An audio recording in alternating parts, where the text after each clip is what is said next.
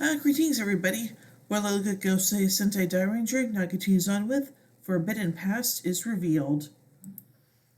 Rusio and Nikazuchi continue to battle as the Dairangers try to fight on the ground. Shishi Ranger is bound up by Shadam's Zeo power and tossed to the ground, while Zaidos grabs Kirin Ranger and tosses him aside, and Ten Ranger shoots the Kaputoros until Gara blasts him with Yo Breath. Hoa Ranger charges toward Ko's mother as Okamura yells for Ikazuchi, making a blast her with lightning to the ground by making Ko's mother bolt away and protect her. Tells Shadam to save Rin and to stop the fighting. She begs to Shadam, but he states she stands in the way of turning Ko into a Gorma and blasts her with Yo, throwing her to the ground. Okamura tells his father to stop, and even Byakko sees Shadam's act as reprehensible and so flies away from Rio and slashes him, giving Renko's mother the chance to escape. Shadam chases them down, but Hoa Ranger uses Strailing Tornado to throw Shadam to the ground. Mauricio kicks Ikazuchi, but for using the Great Windmill to finish it. Okamura telling him to escape before the Great Windmill slice is used. Angered, Shadam steals Byakko and escapes with the other triumvirate members, with even Okamura running away. Ren runs to Ko's mother happy she was able to save her, as the mother thanks the Dairangers for their actions. Meanwhile, Daijun and Ria continue to stand silent in the city as people gawk at the massive dragon. Kaku wonders what the god is trying to do before a blast of lightning flies from the sky to the dragon, making it awaken and starts moving forwards again and emitting a massive beam from its mouth. As it does, the people staring at it all walk up to the balcony of rooftops and high windows. Striking the masters, Cameo rushes to him, saying Daijun Ryo is hypnotizing other people in order to slaughter them. The people all move up to the roofs as the god tells them to jump off.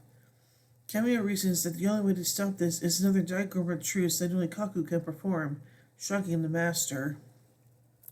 At Dairanger headquarters, Ryo wonders if this is a warning that Daijun Ryo will slaughter innocents if the war keeps going before he leaves to destroy Earth. Shoji reasons even if they tried a prior truce, the Gorma already broke it, so there isn't anything they can do about it. Without warning, Kaku says finding Ko should be the first priority for asking his mother about whether he'll become a Gorma if they don't reunite by his 10th birthday. She nods where the master asks when his birthday is.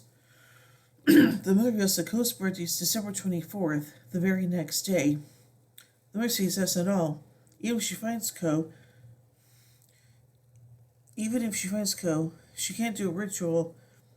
If she can't do a ritual with Byakko Shinken, then she'll be able to save him. Kaku asks where Byakko Shinken is, but he reveals Shadam took it, with everyone panicking that if they can find the sword, they'll find her son before pleading them to find it. Back in the cave, Ko continues to lay prone, unknowing. As the day moves on, the people on the roof remain standing there. Kaku summons the Dairangers to the roof, pronouncing that he will get the Byakko Shinken back. Ryo asks how with Shadam having, he tells them to take Ko's mother to Rin's house and wait until he returns. Ryo wonders why, considering he just said the same thing during the Gorma truce and wonders what's going on. Shoji even wonders if he's hiding something, but the master tells him to do it and he will get the Byakko Shinken back by tomorrow morning and to protect the mother until then, forcing the Dairangers to resign to their leader's words. With those words, Kaku once again takes a special card to the Gorma headquarters in secret. At the palace, Okamura is told by the Emperor's distressed state that he has been exiled. Since under his supervision, he allowed the Dairangers to take Ko's mother, who was a key hostage to them, which he considers as invaluable. Okamura claims that it wasn't his fault. His father structured things, but Shadam tells another minion to take him away, as the boy cries of his father. Shadam once again removes his mask in front of the Emperor. Below, Byakko complains to Zaidos about being held by him and demands being returned to the Dairangers. The giant states that will be happening as he torments the sword. Okamura is escorted out and wonders how Shadam knows Ko's mother, but the general refuses to respond, merely stating his son's now exiled from the tribe as he's thrown to the ground, and the other Gorma laugh at him and throw tomatoes. Even Gar and Zaidos calling him a child and everyone yelling at him to leave. Okamura wonders if his father really hates him as the boy leaves even as Kaku arrives in. Zaidos curses him for returning, but the Dai Master states he's here for a Byakko Shinken, with him concentrating his stare at Shadam. On a nearby mountain, Ikazuchi howls out as Okamura states he'll never forgive either Ko or his father for their actions.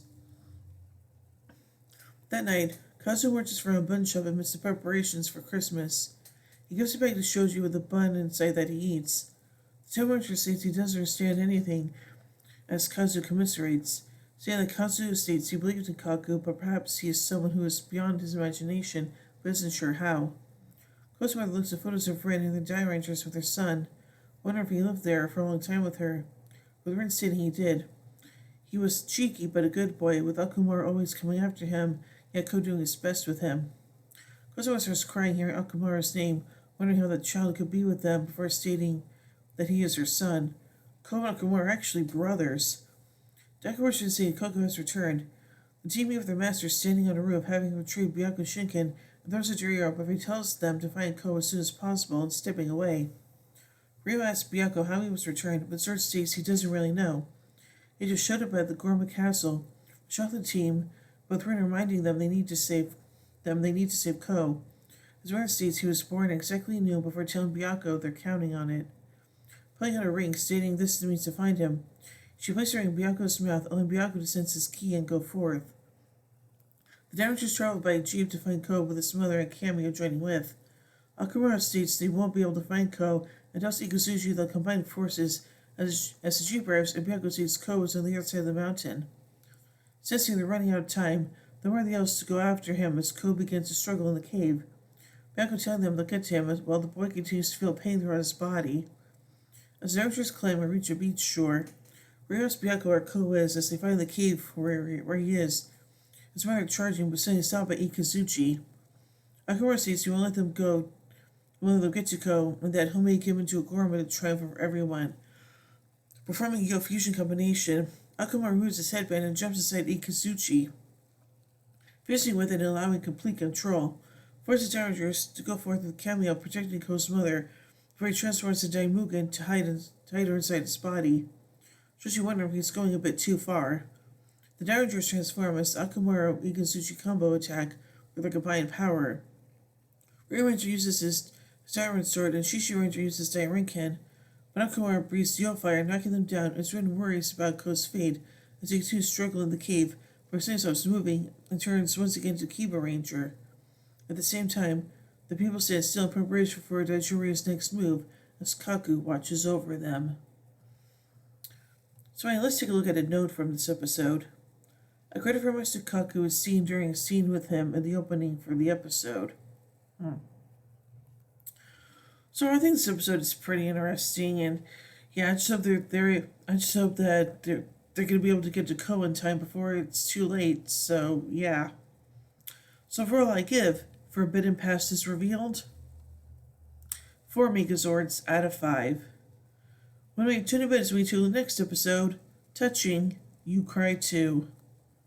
So until then, in the words of Zordon, may the power protect you.